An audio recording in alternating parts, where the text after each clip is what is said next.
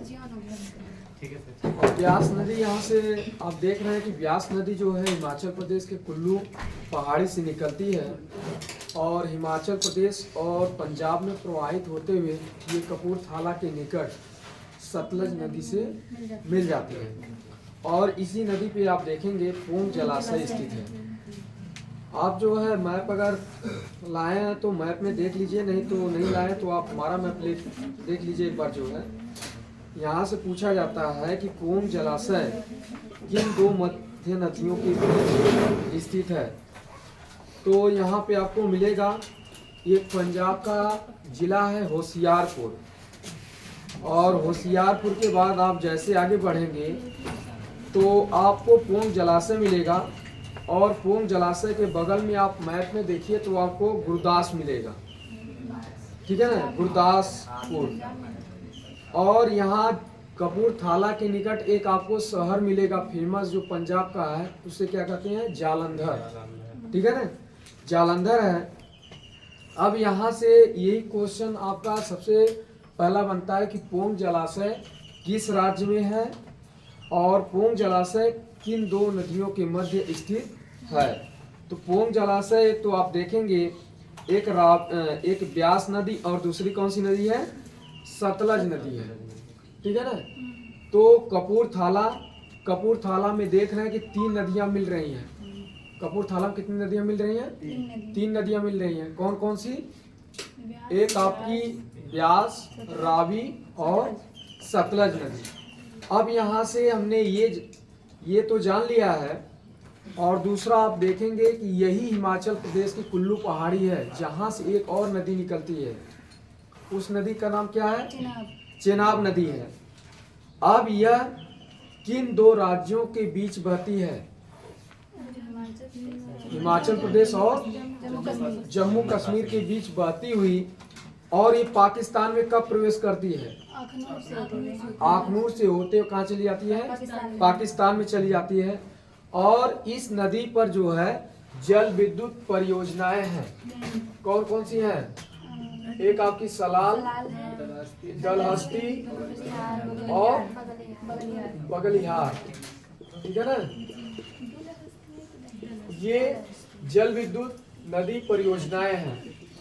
अब यहाँ से हम जानने की ये कोशिश करेंगे कि आगे जो हमारी नदी है वो है सतलज।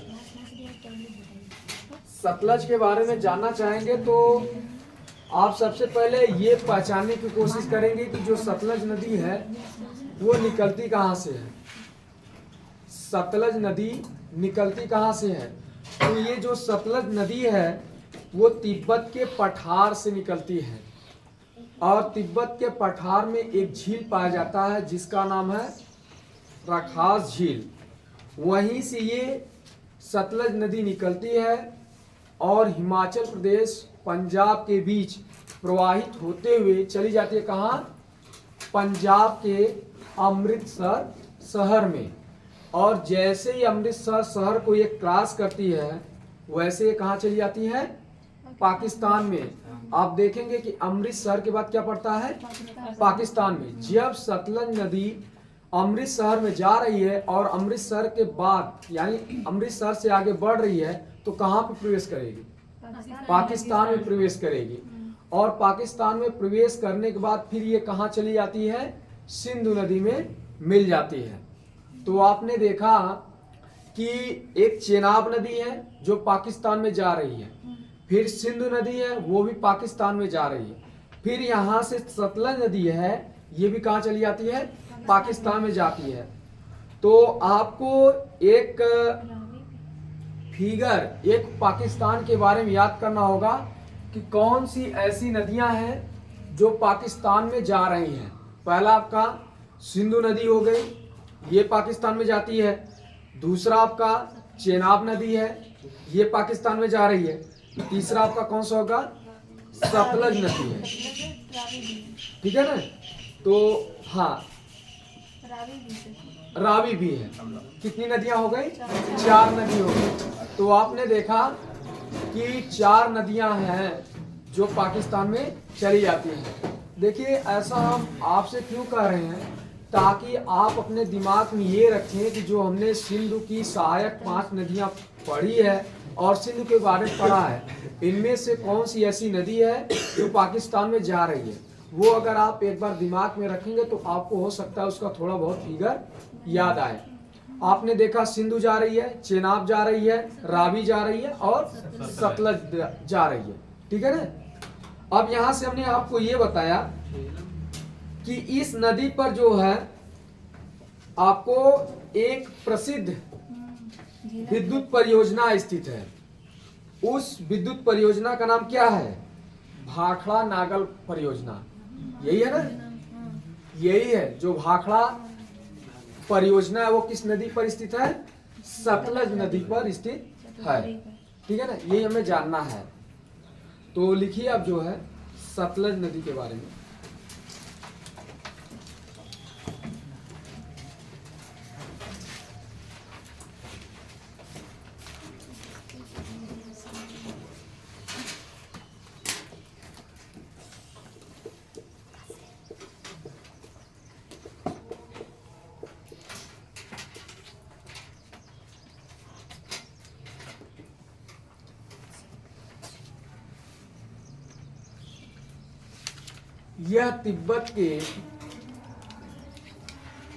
यह तिब्बत के पठार से निकलकर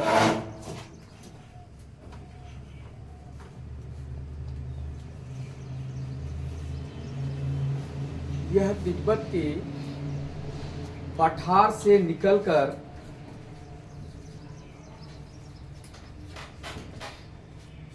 हिमाचल प्रदेश,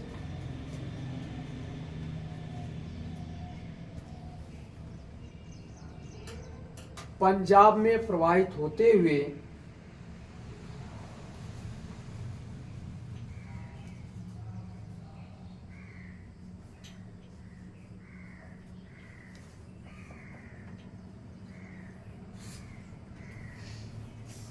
अमृतसर के निकट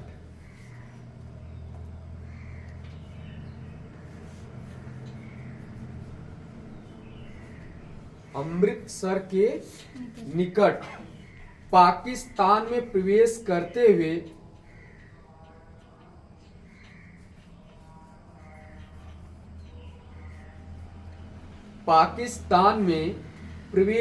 हुए सिंधु नदी में मिल जाती है।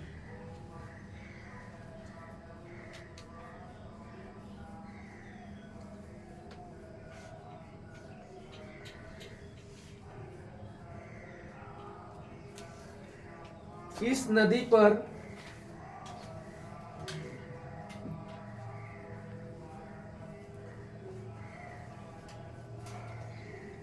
प्रसिद्ध जल विद्युत परियोजना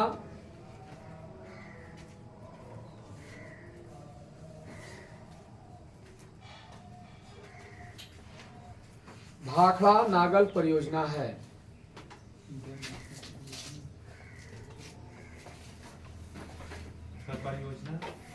भाखड़ा नागल है।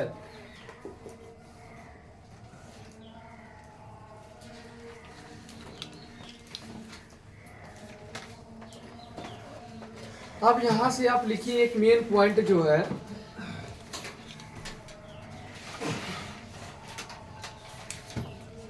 हरिक बैराज। हाँ, हरिके है। अच्छा, हरिके बैराज यही है ना, हरिके बैराज।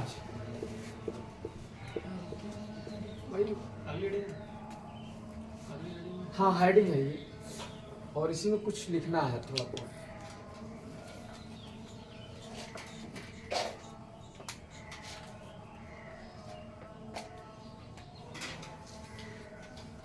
अच्छा, ये बता सकते हैं कि ये हरिके बैराज क्या है? जो हरिक बैराज हम कह रहे थे, लेकिन आप लोग बता रहे हैं कि हरिके बैराज है। ये क्या है?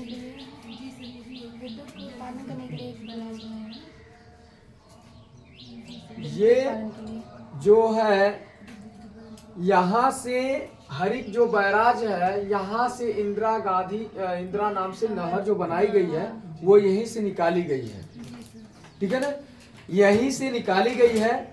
और ये राजस्थान में प्रवाहित होते हुए लगभग 5 लाख हेक्टेयर की भूमि पर, यानी राजस्थान में 5 लाख हेक्टेयर भूमि पर क्या करती है, सिंचाई करती है, ठीक है ना, प्रवाहित तो होती है, लेकिन वहां जो खेत 15 लाख हेक्टेयर होते हैं वहां पे सिंचाई की जाती है, यही इसका फायदा है, ठीक है ना।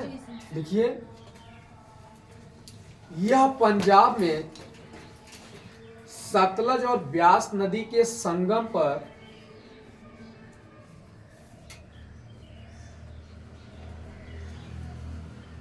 यह पंजाब में सतलज और ब्यास नदी के संगम पर स्थित है।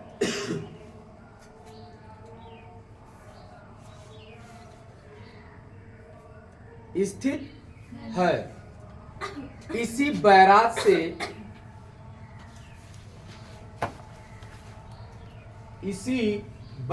से इंदिरा गांधी नहर निकाली गई है।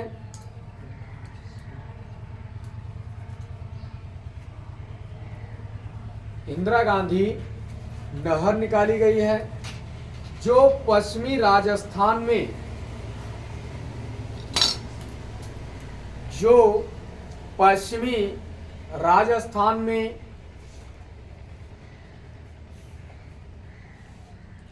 प्रवाहित होते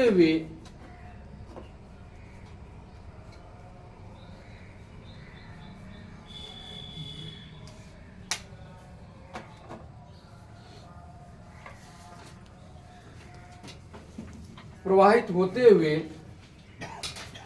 लगभग 15 लाख हेक्टेयर भूमि पर सिंचाई करती है। लगभग 15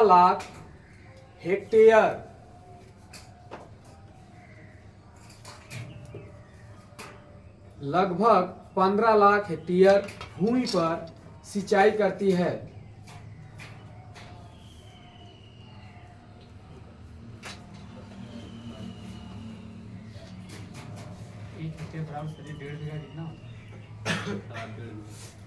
कितना होता है 1 हेक्टेयर? 1.5 बीघा। क्या कह रहे हैं? एकड़ में देखिए वो आपका मीटर में आ जाएगा। जैसे वर्ग मीटर होता है ना, कहीं 100 वर्ग मीटर होता है, कहीं 10,000 वर्ग मीटर है, तो वहाँ पे देखेंगे तो अलग अलग।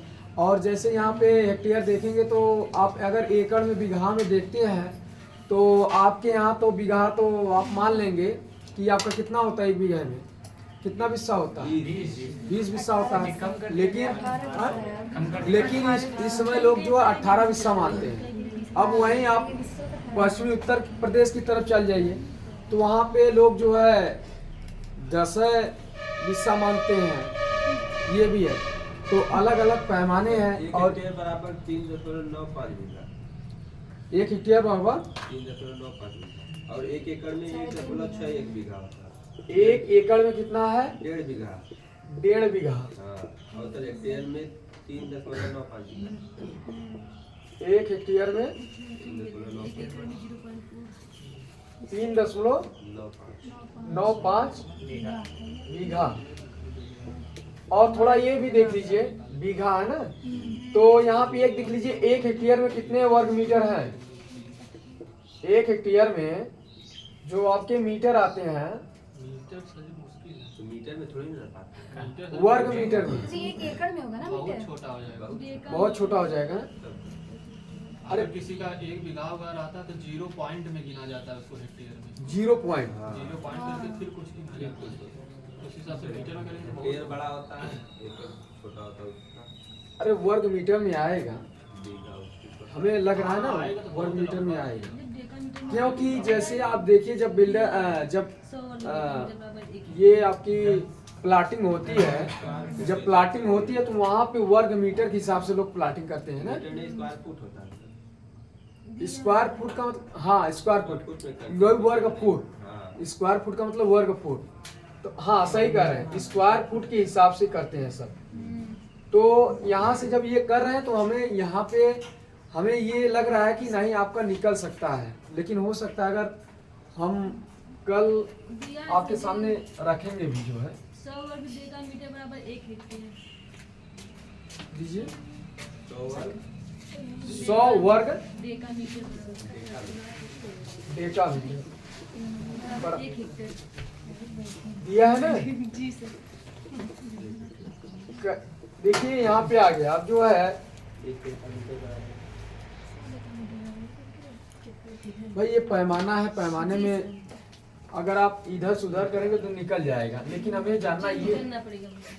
हमें जानना ये था कि जो पश्चिमी राजस्थान है वहाँ पे कितने हेक्टेयर भूमि पर सिंचाई होती है हरित बैराज से। तो कितने हेक्टेयर भूमि पर सिंचाई होती है? 15 लाख हेक्टेयर की भूमि पर सिंचाई होती है। अब दूसरा ये है, एक डेका मीटर में 100 मीटर, 1 डेकामीटर में 100 मीटर। हाँ 100 मीटर। तो वहाँ से आप निकालेंगे तो भाई वर्ग मीटर में निकल आएगा। पैमाना चेंज करना पड़ेगा सर। पैमाना चेंज करना पड़ेगा। अरे 1 मीटर है तो डेका मीटर में 100 भाग लगा। सेंटीमीटर 100 होगा 1 मीटर में 100। बोलिए सर जी आप। आगे बढ़े। अब देखिए अगला लिखिए आप, सिंधु जल समझौता। हाँ ये बहुत अग्रेसिव मामला है, मतलब संवेदनशील मामला था जो है, अग्रेसिव हम बोल दिए जो है, संवेदनशील मामला है। अब सिंधु जल समझौता बोलते ही आपके समझ में आ गया होगा हम किसके बारे में कहना चाह रहे हैं, भारत और पाकिस्तान के बीच में। तो लिखिए सिंधु जल समझौता, सिंधु जल समझौता। हाँ हेडिंग है, हेडिंग है।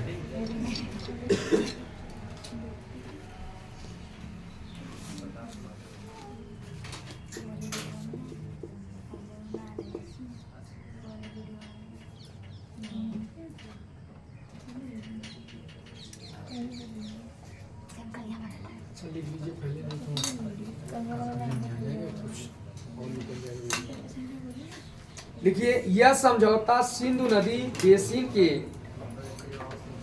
यह समझौता सिंधु नदी बेसिन के जल के बंटवारे को लेकर, हाँ सिंधु नदी बेसिन के, हाँ बेसिन,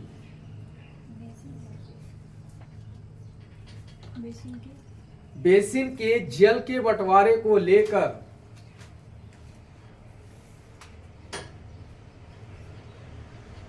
जल के बंटवारे को लेकर भारत पाकिस्तान के बीच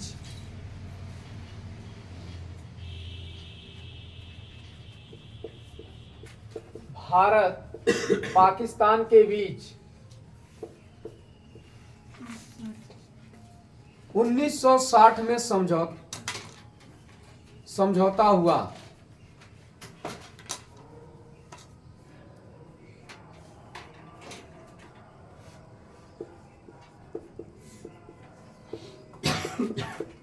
समझौता हुआ, समझौता हुआ, लिखे हैं। इस समझौते के तहत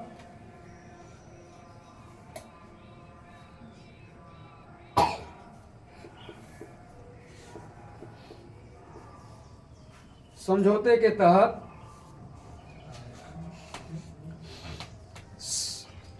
सिंधु झेलम और चेनाब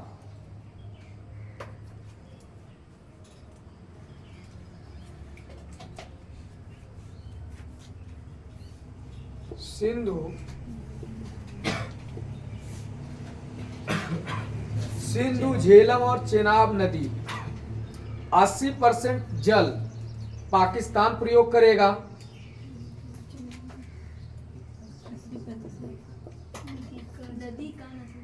हाँ नदी का जल पाकिस्तान प्रयोग करेगा और 20% भारत करेगा।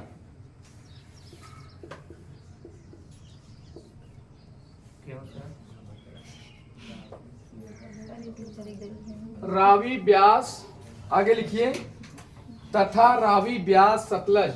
इसका 80% भर दीजिए। सही है ना?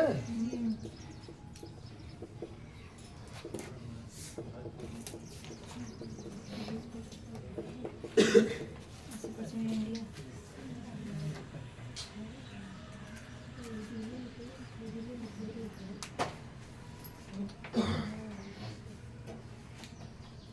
रावी, ब्यास, सतलज के 80% जल को भारत प्रयोग करेगा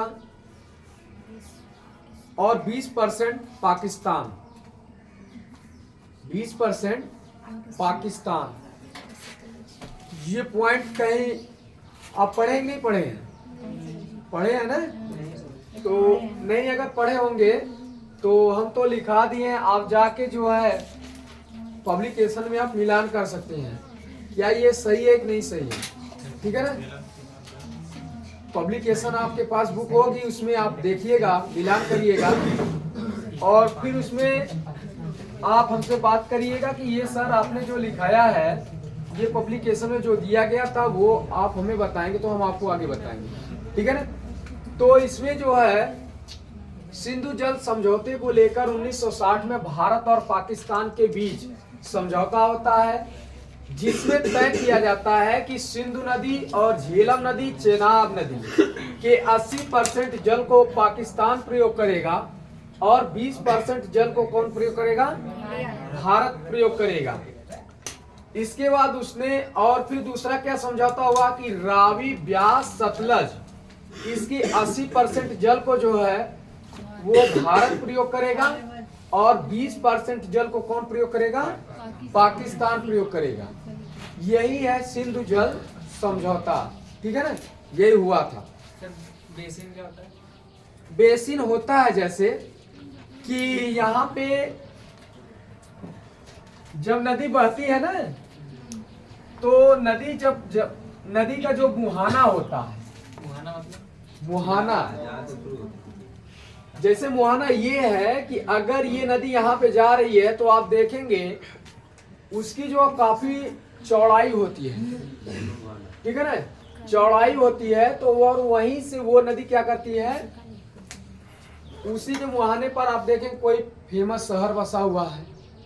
जैसे आपको बताएं, सिंधु नदी के मुहाने पर कौन सा शहर बसा हुआ है? कराची शहर बसा हुआ है कि नहीं है? तो वहां पे आप देख रहे हैं कि जैसे आप उस शहर के नीचे आएंगे तो आपको ऐसे लगेगा कि वो खाई नुमा है, यानी उसके अंदर जो एकदम खाई ही खाई है। और उसके बाद आप देखेंगे कि वो जो है अरब सागर में गिर रही है। तो जहां पे आप देखेंगे वहां पे जो है दलदली इलाका आपको मिलेगा। जो आप जाएंगे मुहाने पर ना, जहां पे और अरब सागर में गिरती है वहां पे देखेंगे दलदली इलाका है। और दलदली इलाका है तो वहां पे जो है बालू नहीं होता है, छोटे छोटे बालू, वो कण आपको यहीं पे आप ज्यादा मात्रा में दिखाई देंगे। ठीक है ना? इसी कारण इसको जो बेसिन नाम दिया गया है। बालू के कण रहने के कारण इसको बेसिन कहते हैं। हाँ, बालू के कण यहाँ पे बहुत ज्यादा मिलेंगे। ठीक है ना? और दूसरा ये है कि यहाँ का जो क्षेत्र है वो काफी आपका दलदल होगा। जहाँ पे ये नदी, जहाँ से ये अरब सागर प्रवेश करती है वहां पे ये दलदल रहेगा। ठीक है ना? उसी को ये बेसिन बताया गया। और ज्यादा अगर विस्तृत में है तो एक बार तो बेसिन के बारे में देखना होगा। बेसिन क्योंकि कई प्रकार की भी हैं और उसमें समझाना भी होगा। कहीं कहीं बेसिन आप अगर बेसिन के बारे में पढ़ेंगे, कहीं जो है उसकी चौड़ाई कम हो जाती है, कहीं उसकी चौड़ाई बहुत अधिक हो जाती है। तो भाई उसके आकार के ऊपर डिपेंड करता है, बेसिन के ऊपर। ठीक है ना? अब इसमें आप हमने देखिए, आपने सिंधु नदी अपवाह तंत्र के बारे में पढ़ लिया है। और सिंधु नदी अपवाह तंत्र से अगर क्वेश्चन आता है तो जितना आपको हमने बताया है इससे बाहर तो कभी क्वेश्चन करेगा ही नहीं, क्वेश्चन करेगा ही नहीं, क्योंकि जो मेन पॉइंट था वही आपका लिखा है और वही फेमस भी है। ठीक है ना? हम केवल और केवल कह रहे हैं अपवाह तंत्र के बारे में। अब इसके बाद आप जो है दूसरा अपवाह तंत्र पढ़ेंगे। सिंधु के बाद कौन सी आती है अपवाह तंत्र? कौन सी आती है अपवाह तंत्र? आपकी जो अफवाह तंत्र है उसका नाम है गंगा नदी अफवाह तंत्र। ये सबसे बड़ी है अफवाह तंत्र। सबसे बड़ी है क्या? आप सिंधु बताया ना, सबसे बड़ी तो आप सिंधु बताए थे। सिंधु बताया है ना। हाँ। सिंधु नदी इस सेकंड यह भारत का प्रमुख अफवाह तंत्र है। अच्छा ये यही लिखे है ना, लिखे हैं नहीं लिखे हैं? थोड़ा भाई देखिए, आप लोग नोट्स लिखे हैं, अगर उस नोट्स को देखकर बोलेंगे सबसे बड़ी साइड के चिन्ह। तो आपको भी फायदा रहेगा और एग्जाम के दृष्टिकोण से आप तो रखेंगे ही याद इसको। तो भारत का जो सबसे बड़ा अफवाह तंत्र है वो आपका है गंगा अफवाह तंत्र, ठीक है ना। लेकिन अगर हम सिंधु की बात करें तो ये प्रमुख अफवाह तंत्र माना जाता है भारत का। अंतर यही है कि अगर पूछा जाएगा कि भारत का सबसे बड़ा अफवाह तंत्र कौन है तो क्या बताएंगे? गंगा। अब इसके बाद आप देखिए, एक क्वेश्चन आपसे एक और पूछा जाता है कि किन नदियों को पंचनद कहा जाता है? तो कौन कौन सी नदी है बताइए?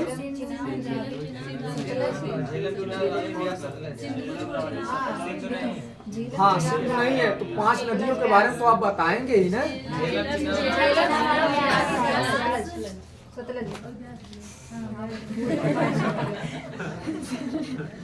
भाई जैसे लग रहा है कि आप लोग जो है छोटे बच्चों की तरह से आप सतलज, रावी, चेनाब, ब्यास। हाँ ये सही है। अब छोटे बच्चे होते हैं ना, जैसे उंगली पर गिनना शुरू कर देते हैं, झेलम, रावी, ब्यास, सतलज और चेनाब, ठीक है ना। तो बहरहाल ये अंगुरी का जो प्रचलन है ये काफी आप जब तक पढ़ेंगे तब तक ये तो रहेगा। और दूसरा चीज सुनिए, इस कभी आपने इस पंजे का आपने सेंस समझा? नहीं समझा ना। देखिए लोग कहते हैं ना कि हम जैसे हैं वैसे हर एक लोग को होना चाहिए। हम अगर घर में हैं तो जैसे हम व्यवहार कर रहे हैं वैसे हमारी पत्नी व्यवहार करे, वैसे हमारे बच्चे व्यवहार करें। लेकिन होता क्या है, सबका अलग अलग होता है। तो परेशान हो जाते हैं कि कैसे अपने बच्चे, कैसे अपने पत्नी को हम समझाएं, यही होता है ना। तो वहां पे सबसे पहले आप जो है क्या करिए, अपने पंजे को देखना शुरू कर दीजिए कि जो हमारा पंजा है इसकी जो 5 उंगलियां हैं ये क्या बराबर है? नहीं है। लेकिन इनका अपने समय पर बहुत महत्वपूर्ण है। जब इनका यूज आता है तो आप देखेंगे यही अंगुली होती है जिसमें शादी होता है तो आपकी अंगूठी पहनाई जाती है, कभी कानी अंगुली में। जब आप कथा सुनते हैं तो इसमें क्या पहनाया जाता है? हाँ, पैथी पहनाई जाती है। तो यहाँ से आप देख रहे हैं कि जब समय आ जाता है तो इस उंगली का बहुत अच्छी तरह से यूज होता है। इसलिए हमें ध्यान रखना चाहिए कि हमारा बच्चा जिस वे में है उसी वे में हमें उसको सुधारने का प्रयास करना चाहिए। अगर वो क्रिकेट की लाइन में जा रहा है तो हमें क्रिकेट के वे में उसको ले जाने का प्रयास करना चाहिए। अगर उसका मन है एक्टर बनने का तो हमें एक्टर में ले जाने का प्रयास करना चाहिए। ये नहीं कि अगर वो जा रहा है उसमें तो हम इसमें जबरदस्ती कर दें, क्योंकि भैया उसके वे को अगर आप ध्यान में रखेंगे तो हो सकता है आपका बच्चा अच्छा विकास कर ले। और होता है लेकिन इसका उल्टा, लोग जबरदस्ती कहते हैं चल भैया अगर तुम्हारा पढ़ने का मन नहीं, वो कंप्यूटर चला रहा है, अगर कंप्यूटर में आगे निकलना चाह रहा है तो कंप्यूटर से उसका मन हटा देते हैं और लेकर चले जाते हैं कहाँ? दूसरे लाइन में। और वही बच्चा जो डाइवर्ट हो जाता है, ठीक है ना। डाइवर्ट होने का मतलब कि बच्चा जब दूसरे हाँ विचलित हो जाता है और कहता है बताइए हमारे मन का काम ही नहीं कर रहे हैं। आगे आपका है गंगा नदी अफवाह तंत्र। हाँ हेडिंग है गंगा नदी अफवाह तंत्र।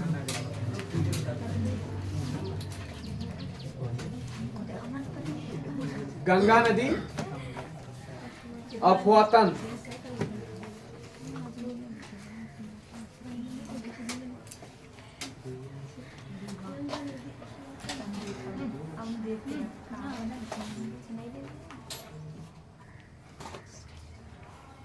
आप लोग वो नहीं लिए हैं, पेट का एग्जाम देंगे ना आप लोग? जी सर। क्या ये सर उसका नाम? अरे आप एक जो है वो ले लिए होते उत्तर प्रदेश स्पेशल लिए हैं? है क्या उत्तर प्रदेश स्पेशल?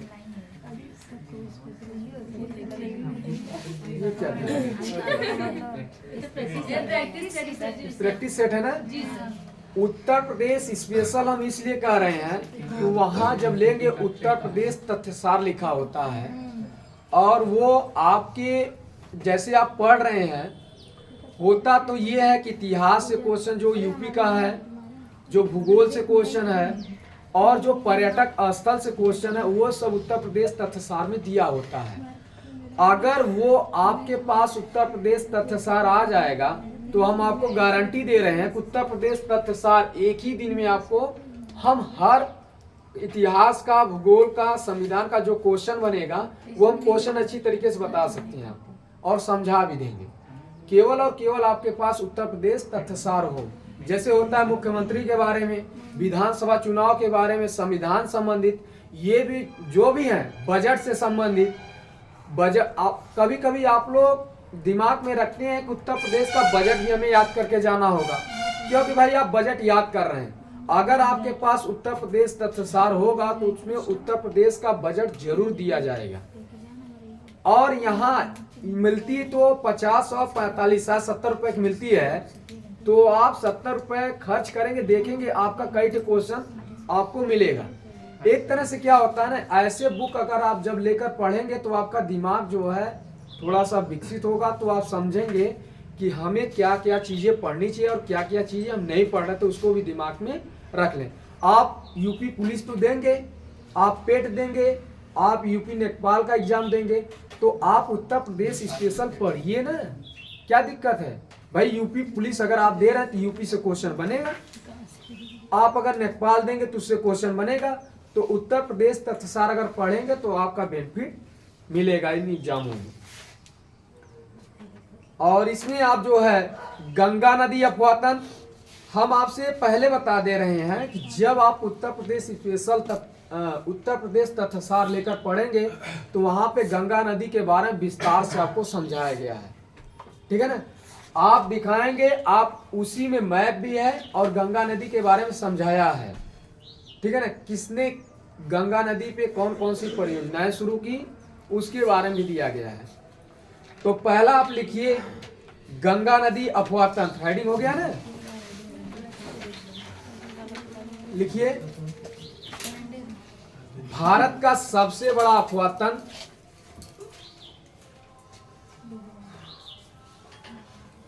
भारत का सबसे बड़ा अफवाह तंत्र है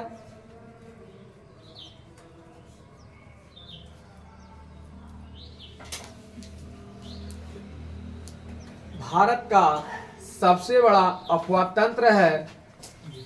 इस अफवाह तंत्र के अंतर्गत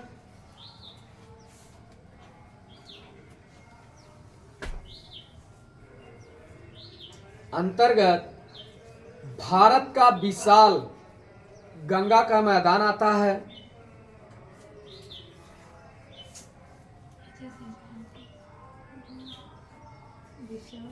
भारत का विशाल गंगा मैदान आता है, जहां पर देश की 40% जनसंख्या निवास करती है।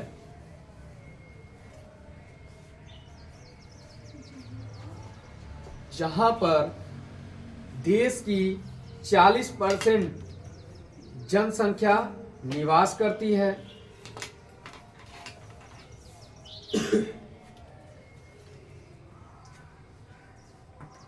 इस नदी के बेसिन में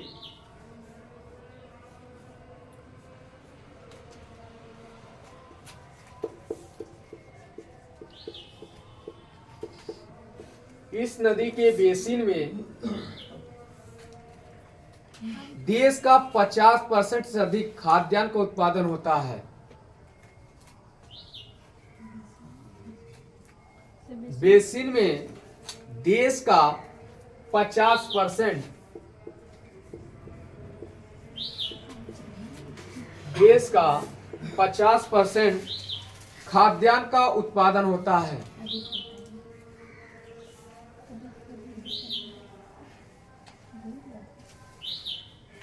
देखिए भाई, एक आप लोगों ने क्वेश्चन किया था, उस क्वेश्चन को हम जैसे तैसे कह के बता रहे थे, लेकिन अब बेसिन का मतलब आया है वो होता है क्षेत्र। ठीक है ना। बेसिन का अर्थ क्या होता है? क्षेत्र। वहां पे जो अवसाद होते हैं और वो इलाका जो आपका अवसादों से भरा हुआ होता है, ठीक है ना, उसे कहा जाता है बेसिन। ठीक है ना। तो बेसिन का अर्थ क्या होता है? मूल आपका क्षेत्र। आप देखेंगे जहां पे गंगा नदी प्रवाहित हो रही है ना, जहां तक ये प्रवाहित हो रही है उसको बेसिन नाम दिया गया। और उसी में आप देख रहे हैं किसका उत्पादन हो रहा है? खाद्यान्न का उत्पादन होता है। ठीक है। 50% खाद्यान्न का उत्पादन होता है। तो देश का 50% खाद्यान्न कहाँ उत्पादन होता है? गंगा नदी के विशाल क्षेत्र में। ठीक है ना। यहाँ पे सबसे अब देखेंगे, और यही गंगा नदी है, यहाँ पे सबसे ज्यादा किस मिट्टी का निर्माण हुआ है? जलोढ़ मिट्टी का निर्माण हुआ है।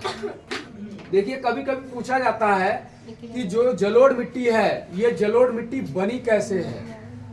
तो गंगा नदी के लाए गए अवसादों से जलोढ़ मिट्टी बनी हुई है। ठीक है ना।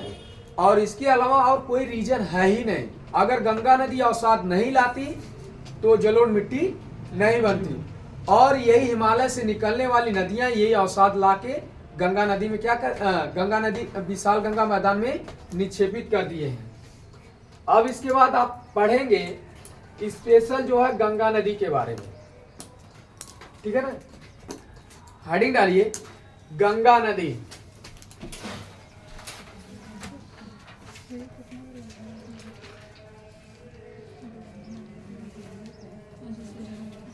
गंगा नदी यह देश की सबसे लंबी नदी है। यह देश की सबसे लंबी नदी है।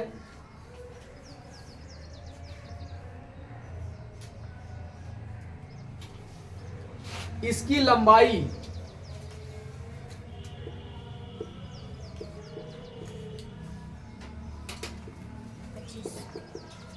2500 किलोमीटर है। इसकी लंबाई 2500 किलोमीटर है। यह नदी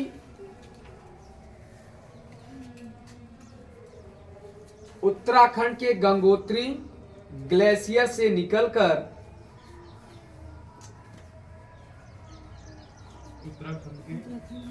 उत्तराखंड के गंगोत्री ग्लेशियर से निकलकर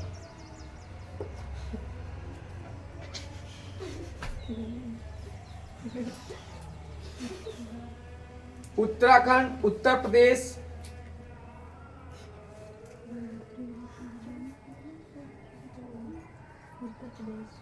उत्तराखंड, उत्तर प्रदेश, बिहार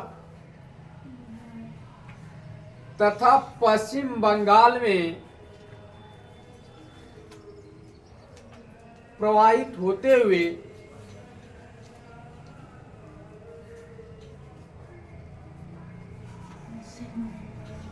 बांग्लादेश में प्रवेश करती है।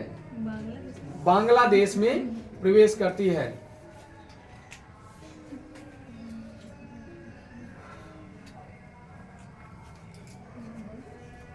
बांग्लादेश में प्रवेश करती है, जहां इसे किसके नाम से जाना जाता है? पद्मा के नाम से जाना जाता है।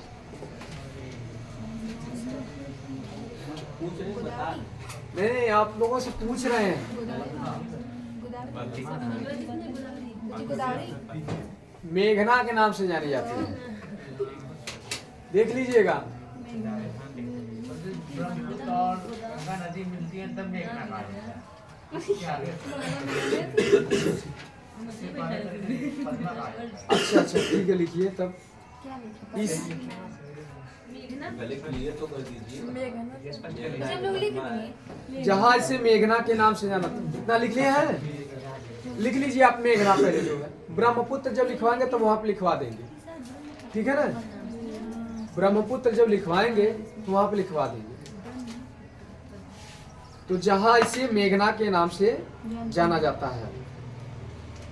लाइन छोड़ के नीचे से लिखिए।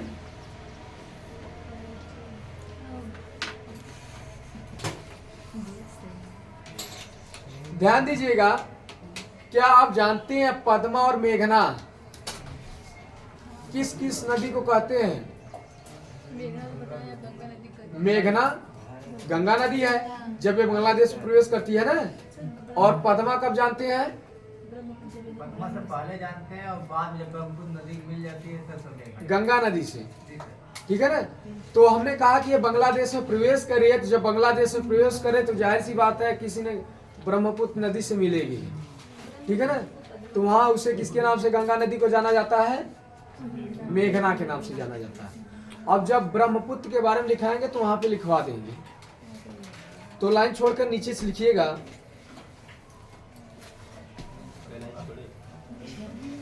जो लाइन लिखे हैं वही लाइन आप छोड़ के नीचे वाली लाइन से शुरू से फिर लिखना शुरू कर दीजिए। हैं? लिखिए जो है, यह नदी हुगली और मेघना के मध्य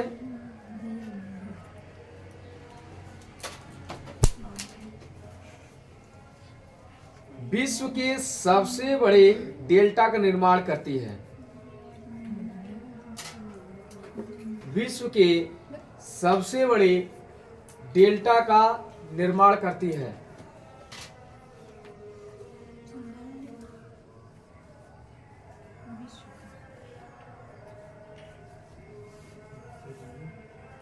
डेल्टा का निर्माण करती है। नाम कैसा है? डेल्टा? वही आप जानते हैं, सुंदरवन डेल्टा।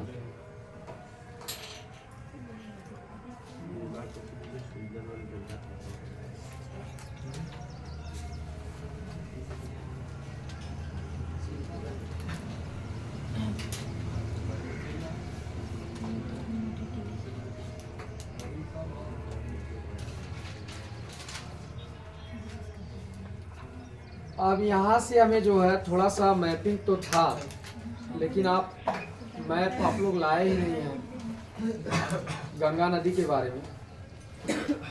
गंगा नदी जो है कहाँ से निकलती है? गंगोत्री से निकलती है। और सबसे पहले ये उत्तर प्रदेश के किस जिले में आती है? सबसे पहले यह उत्तर प्रदेश के किस जिले में आती है? जो गंगा नदी है ये सबसे पहले उत्तर प्रदेश के किस जिले में आती है? सहारनपुर बता रहे हैं। ये बिजनौर जिले में आती है, ठीक है ना? सबसे पहले ये सहारनपुर आपका नहीं है, ऊपर है सर। ठीक है ना? सहारनपुर एकदम आपका ऊपर पड़ जाएगा। यहाँ पे आप देखेंगे तो बिजनौर यानी सबसे पहले यूपी के किस जिले में प्रवेश करती है? बिजनौर में प्रवेश करती है। और ये फिर बिजनौर से प्रवाहित होते हुए फिर ये जो है बुलंदशहर के पास पहुंचती है। फिर बुलंदशहर के बाद कहाँ जाती है? फतेहगढ़। फिर उसके बाद आपका पड़ता है कानपुर। जो शहर बोल रहे हैं आप ध्यान से जो है लिख लीजिएगा। बोलिए सर। ये जो है आपका बुलंदशहर, फतेहगढ़, फिर उसके बाद जो है कन्नौज। फतेहपुर के बाद कानपुर बोले ना। अरे भाई दोबारा मत बोलिए, नहीं तो हम भी जो है इधर से उधर हो जाएंगे जो है, ठीक है ना? मैप में देख रहे हैं ना। तो आपका है फतेहगढ़ और इसके बाद कन्नौज है। कन्नौज के बाद फिर ये कानपुर में आती है। कन्नौज के बाद कहाँ आती है? कानपुर में। फिर इसके बाद जो है ये नदी आगे बढ़ती है, फिर कहाँ जाती है? फतेहपुर में जो फतेहगढ़ है उसको लाल पेन से आप जो गोला कर लीजिए। फतेहगढ़ जो है वो लाल पेन से गोला कर लीजिए, ठीक है ना। फतेहपुर में आती है, फिर फतेहपुर से होते हुए कहाँ जाती है? इलाहाबाद में, ठीक है ना। और इलाहाबाद के बाद ये कहाँ जाती है? कहाँ जाती है? मिर्जापुर में। और फिर ये मिर्जापुर के बाद कहाँ जाती है? बनारस, ठीक है ना। और ये फिर बनारस से हो फिर कहाँ जाती है? बनारस के बाद गाजीपुर में। बनारस के बाद ये जाती कहाँ है? गाजीपुर में। फिर ये गाजीपुर में जाने के बाद फिर ये कहाँ प्रवेश करती है? बक्सर, बिहार का जिला। फिर ये छपरा, फिर आपका छपरा के बाद कहाँ? पटना, ठीक है ना। पटना के बाद ये जाती है भागलपुर, ठीक है ना। फिर भागलपुर के बाद हमें पश्चिम बंगाल का अध्ययन करना हो। तो इतने आपको हम जिले बता दिए हैं, आप इसको दिमाग में रख लीजिए। हमने ऐसा क्यों बोला? क्योंकि वो पूछता है गंगा नदी के किनारे कौन से शहर स्थित हैं। तो आपने देखा पटना है, बक्सर है, भागलपुर है, गाजीपुर है, बनारस है, इलाहाबाद है, कानपुर है, कन्नौज है, फतेहपुर है, फिर आपका बुलंदशहर है, ठीक है ना। फिर आपका बिजनौर है। तो आपने ये प्रमुख जिले आप पढ़ लिए हैं, ठीक है ना। तो अब ये हमें जानना इसलिए जरूरी था क्योंकि भैया ये गंगा नदी जो है फेमस है, काफी पूछा जाता है क्वेश्चन। आजमगढ़ जिला किस नदी के किनारे तमसा नदी किनारे। देखिए ये सब अगर जानना होगा ना तो हम आपसे रिक्वेस्ट करेंगे, आपके पास एक उत्तर प्रदेश तथ्यसार होना चाहिए। एक चीज और है ना, जैसे अभी आप लोग जो है हमें नहीं लगता है, हमें इतना पूरा विश्वास लग रहा है कि जो एथेंटिक बुके हैं वो आप, हमें आशा लग रहा है कि आपके पास वो एथेंटिक बुके है ही नहीं, ठीक है ना।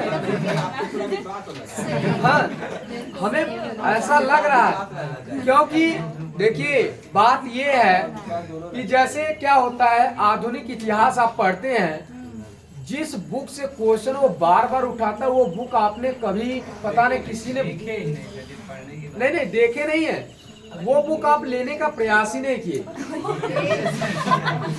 ठीक है ना। वो बुक आपने जो है लेने का प्रयास ही नहीं किए। जैसे आधुनिक इतिहास से अगर आप बिपिन चंद्रा किताब ले लेते हैं, इतना गारंटी दे रहे हैं, इतनी पतली किताब है, मध्यकालीन इतिहास सतीश जी की है, सतीश चंद्रा की है। तो आप जो बिपिन चंद्र पाल, ठीक है ना, आप आधुनिक इतिहास अगर ले लेते हैं तो आधुनिक इतिहास को पढ़ लें और उससे बाहर क्वेश्चन जाएगा ही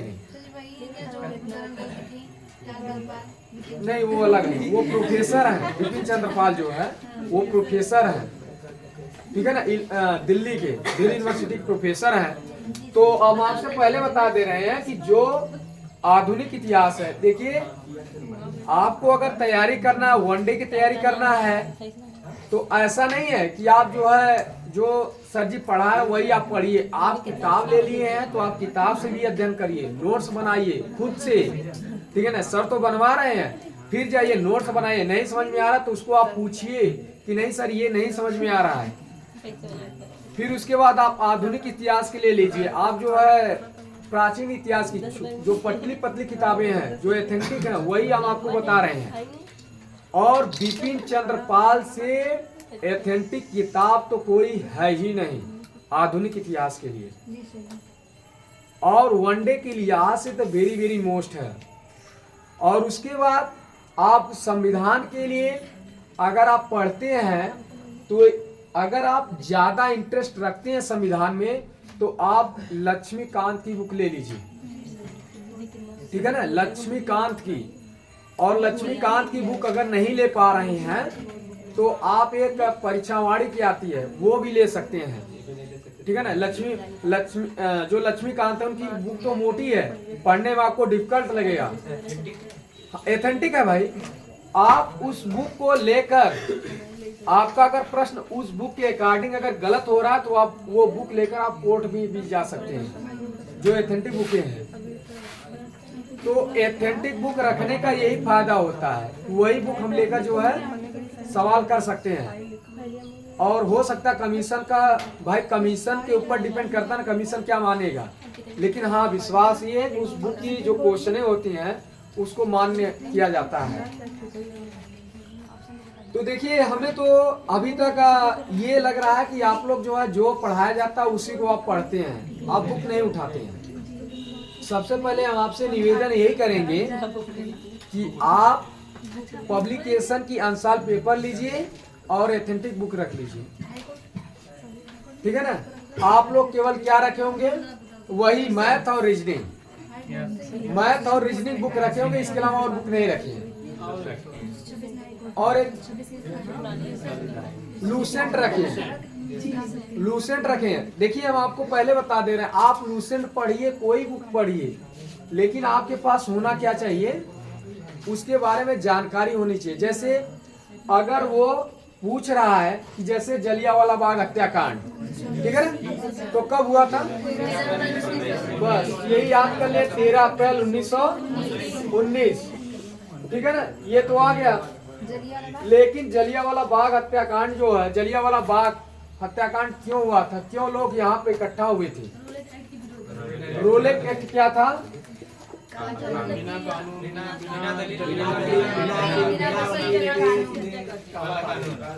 हाँ, कार्रवाई की जाए। तो ये सब आपको बताया गया, तभी तो आप जान रहे हैं ना। और जब यही बिपिन चंद्रा किताब लेंगे तो वहाँ पे आपको विस्तार समझाया जाएगा, मतलब उसमें दिया गया है जो है कि ये क्यों किया गया। हम इसलिए बता रहे हैं क्योंकि जो लूसेंट आप बुक पढ़ते हैं या कोई बुक पढ़ते हैं तो वहाँ पे वन लाइनर दिया रहेगा, लेकिन आप जब उसके बारे में पढ़ेंगे, जब भूमिका कुछ समझ जाएंगे ना, कि हमेशा के लिए याद रहेगा। अब ये देखिए, हमेशा क्यों याद है, क्योंकि इसके बारे में आपने कहानी अच्छी तरीके से जान लिया है। जब इसकी कहानी को आपने अच्छी तरीके से जान लिया तो ये पॉइंट आपके दिमाग में बैठ गया है। यही होता है, अगर कहानी दिमाग में बैठा लिए तो पॉइंट आराम से दिमाग में आ जाएगा, और अगर कहानी नहीं याद रहेगी तो हम जो है ये पॉइंट दिमाग में बैठा नहीं सकते हैं। अब एक चीज और क्वेश्चन आप बताइए कि बंगाल का विभाजन क्यों होता है, कब होता है, क्यों होता है?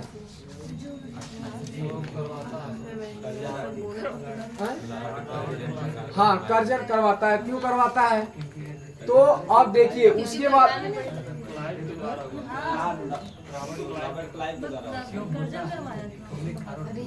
जैसे, हाँ ठीक है, आप लोगों ने सही बताया है, जो भी आपका आंसर है वो आप लोग सही में बता रहे हैं। हम कहना सिर्फ यही चाह रहे थे कि आप जो उस क्यों का आंसर है, अगर वो आप पढ़ लेंगे तो हो सकता है आपके दिमाग में अच्छी तरीके से बढ़ जाए। लेकिन बंगाल विभाजन होता है, होता है, नहीं होता है। बंगाल विभाजन कहाँ होता है भाई? वही देखिए, यही कह रहे हैं, अगर कहानी आपके दिमाग में आ जाएगी तो पॉइंट हमेशा के लिए याद रहेगी, और कहानी अगर याद नहीं रखेंगे तो पॉइंट होता है फिर, लेकिन रद्द भी हो जाता है। बंगाल विभाजन हो जाता है। थोड़ा सा देखिए, पहले घोषणा होती है फिर उसके बाद तब रद्द होता है। फिर जो नए ये आते हैं जाज पंचम आया, तो उन्होंने घोषणा की थी कि नहीं होगा, बट वो वाला होता है दिल्ली पर जो राजधानी बनानी थी वो तो सक्रिय हो जाता है, बट बंगाल विभाजन का जो बंद करना था, इसे निरस्त करना था, वो नहीं होता, बंगाल विभाजन हो जाता है। बंगाल विभाजन हो जाता है। तो 16 अक्टूबर को बंगाल विभाजन होता है, तो इसी दिन शोक दिवस मनाया जाता है। शोक दिवस मनाया जाता है। फिर उसके बाद आगे आप पढ़ेंगे तो आगे देख लीजिएगा, तो फिर उसके बाद वकील लोग एकता के लिए रक्षाबंधन मनवाते हैं सब, हिंदू मुस्लिम में जो एकता करते हैं और विरोध भी करते हाँ। हैं, संगठन बनाते हैं, बट होता नहीं होता है। बंगाल विभाजन हो गया था। हो गया था। अच्छा, हो सकता है हम ही जो है नहीं हुआ था सर। हमारा संज्ञान में हो। देखिए बंगाल विभाजन 1905 में तो होता है, 16 अक्टूबर 1905। तभी से बंगाल विभाजन जब बंटवारा हो गया तभी ना बांग्लादेश बन गया। नहीं, बांग्लादेश कब बनाया था? तो बना वो बाद में अलग उस समय विभाजन हुआ था, फिर बाद में अलग राज्य की जब मांग की गई थी तो बंगाल विभाजन हुआ। ये बंगाल विभाजन आपका ये जो है बांग्लादेश जो बना 1972 बना है, 1972 बना है ना। तो ठीक है, आप लोगों ने हो ये क्वेश्चन शोक दिवस तो मनाया जाता है 16 अक्टूबर को 1905 बंगाल विभाजन के लिए। तो उसके लिए देखिएगा जो है ये बंगाल विभाजन के लिए प्रयास भी करते हैं कि इसको रद्द हो जाए, और इसीलिए लोग जो है रक्षाबंधन के लिए जो हिंदू और मुस्लिम है प्रोत्साहित करते हैं। अभी आप लोग बता रहे हैं कि ये मैटर तो हम फिर देखेंगे जो है इसके बारे में।